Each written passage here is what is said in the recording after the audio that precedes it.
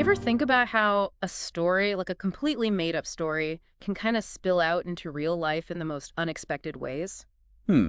Yeah. I mean, for me, Romeo and Juliet, that's the one that always pops into my head. Like, we all know the whole star-crossed lovers tragedy thing. Right. But get this. Did you know that because of that play, thousands, literally thousands of letters get sent to Verona every single year? No way. Yeah, they're letters asking for advice about love, and they're all addressed to Juliet herself. Wow, that's pretty wild. You wouldn't think a fictional character could have that kind of impact. It's nuts, right? Like, it just shows you the crazy power a story can have. Yeah, for sure. It really makes you think about how these narratives stick with us. Absolutely. And that's actually what we're going to dive deep into today. We're going to explore how this simple but powerful belief in Juliet's wisdom, and remember, she's not even real, Mm. has turned into a real platform for people seeking connection and guidance through these letters. So we're talking about the impact of the story, not just the story itself. Exactly. So the source material for this deep dive is an article called The System of Letters to Juliet: How a Simple Belief Became a Platform for Action. Quite a mouthful, I know, but it's a fascinating read. Sounds interesting. Oh, it is. Yeah. And what we want you to walk away with today is an understanding of how this whole letter writing tradition shows us the power of shared stories and how organizations can learn from it to build more, I guess you could say, meaningful engagement. So like taking cues from this Juliet phenomenon to make things more engaging. Yeah, precisely. So to kick things off, let's talk about Verona itself for a second. It's more than just the setting of the play, right? It's like it's absorbed all the emotional weight of Romeo and Juliet to the point where it's become a real world destination for people looking for something deeper. Yeah, like it's not just about seeing the sights, it's about connecting with this idea of love, maybe even seeking some guidance on their own relationships. Right. It's like this place where, particularly women find comfort, hope, and just a feeling of being understood. And it all started pretty organically, didn't it? People just started leaving letters at this supposed tomb of Juliet, like whispering their wishes into a well. That's fascinating. Yeah, it's really that primal human urge to connect with something bigger than ourselves, even if it's a fictional character. You know what I mean? Totally. And then what's truly incredible is the emergence of these secretaries of Juliet. Can you imagine people taking it upon themselves to read and respond to these super personal letters? It's so heartwarming, right? Like, it speaks volumes about our capacity for empathy and connection, especially when you think about how many letters they get. The article says thousands every year. Wow. Each one is a little window into someone's heart, their hopes and fears about love, and all directed to a character from a play. That's amazing. And it just goes to show that a shared story, even a fictional one, can inspire real action in people. Oh, absolutely. And it's interesting how it evolved, right? It began as this spontaneous thing and slowly became more organized. Like, they even established the Juliet Club to handle everything. So they formalized it, but kept that personal touch. Exactly. They struck this cool balance between structure and genuine human connection, which I think brings up an interesting point about how systems can scale without losing that essential human element. Totally agree. It's not about becoming a machine. It's about preserving the heart of the thing. All right, so let's zoom out a bit and look at the bigger picture. The article talks about this whole thing as a system of engagement. What do you think about viewing it through that lens? I think it's a really useful way to understand it. By looking at it as a system, we can dissect the different parts that make it so successful. And it's not just about Romeo and Juliet being popular. It's about how the story taps into these basic human needs for love, connection, understanding, especially when it comes to heartbreak. Yeah, it's hitting on those deep universal feelings. Right. And that's similar to how businesses or platforms work. They're tapping into these core human desires. Okay, that makes sense. So, in a way, Romeo and Juliet and how Verona responded sort of predicted some of the stuff we see today with engagement strategies. Like, think about social media. It's all about user-generated content. Yeah, the article makes that connection, and it's pretty spot on. What's interesting is the organic growth. Nobody forced people to write to Juliet. The power of the story was the initial spark, and then Verona, both the place itself and the people there, created this environment where people could share, offer advice, and connect, just like on social media. So it wasn't planned, it just kind of happened. Exactly. Just like with the letters to Juliet, social media platforms provide the tools, but it's people's desire to share and connect that really makes them tick.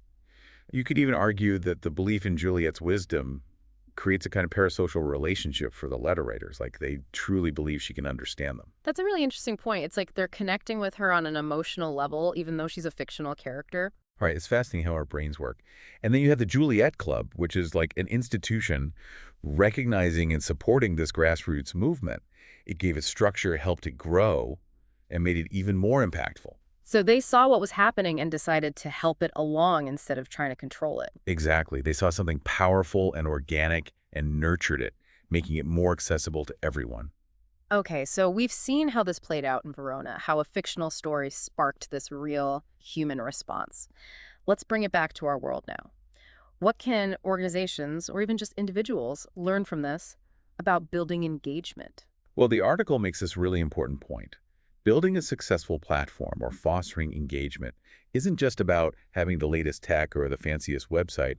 It's about tapping into those fundamental emotional and psychological things that make people want to participate. So understanding what makes people tick. Yes, what truly resonates with them on a human level. They give some great examples too, like think about Airbnb. Oh yeah, they're much more than just a place to find a room. Exactly. They understood people's desire for authentic experiences, to feel like they belong somewhere, not just like a tourist. It's about connecting with different cultures and having new experiences.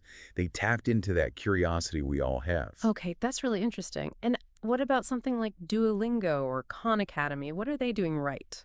Those platforms are all about progress and accomplishment, about feeling like you're learning and growing.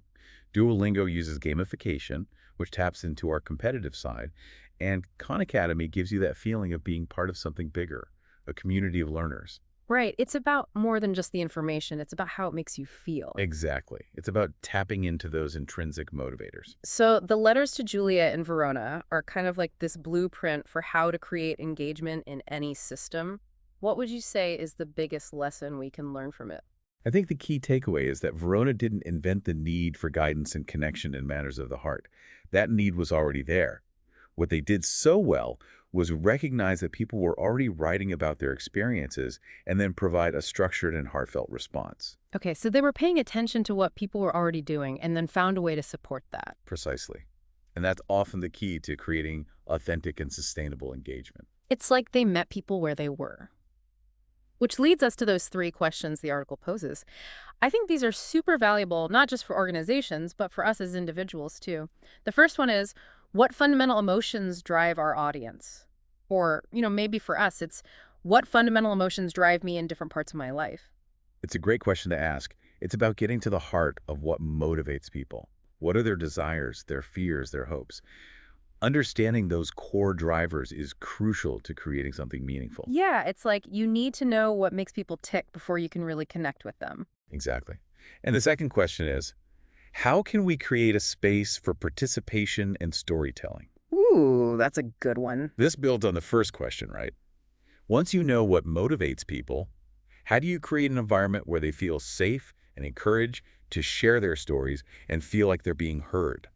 Like those secretaries of Juliet who created that space through their genuine responses. So it's about building trust and making people feel comfortable. Right. And the last question is, what existing behaviors can we recognize, support, and scale? And that brings us right back to the heart of what Verona did so well. Totally. It's about recognizing what people are already doing, what they're naturally drawn to, and then finding ways to support and amplify those behaviors. It's like meeting people where they are rather than trying to force them to do something new. Precisely. And that's how you create those deeper connections and shared experiences that last. So, by asking ourselves these questions, we can move beyond those surface-level interactions and build something much more meaningful, just like what's happened with these letters to Juliet. Exactly. It's about creating a sense of community and shared purpose. Okay, as we wrap up, what would you say is the biggest takeaway from our exploration of this fascinating phenomenon? I think it's this. The power of any system, any initiative, often comes from its ability to tap into shared beliefs and transform those beliefs into real, tangible experiences. And that's what makes people feel connected to something bigger than themselves, like those letter writers connecting with Juliet, even though she's a fictional character. Wow, that's powerful. It is. And it's something we can all learn from. All right, so here's something for you listening to think about. Consider a belief or a story that's important to you or to your community. How could you use the principles we've discussed today? Understanding emotions, recognizing behaviors, creating supportive spaces to build deeper connection and action around that belief. It's about turning those shared stories into shared realities. And with that, we'll wrap up this deep dive. Thanks for joining us. Thanks for having me. It's been great. It was my pleasure.